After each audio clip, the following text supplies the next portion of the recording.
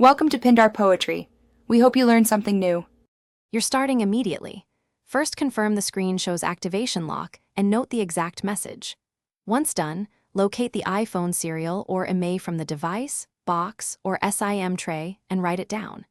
Make sure you have the original proof of purchase and a government ID ready to photograph. If you can reach the previous owner, prepare to ask them to remove the device from their Apple ID. Otherwise, prepare to contact Apple support with the IMEI and receipts. Next, try the fastest route. Message the previous owner and instruct them to sign into iCloud.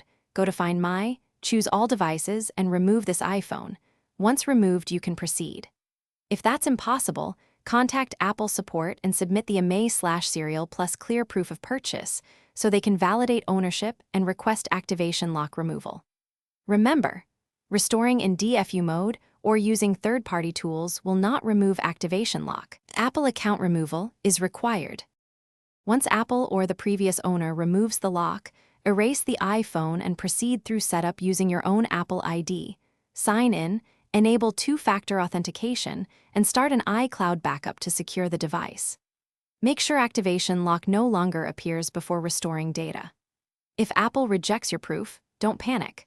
Request escalation, gather clearer invoices or bank records showing purchase, and resubmit. Escalate through Apple support until a Thanks for watching. Consider subscribing if we helped you.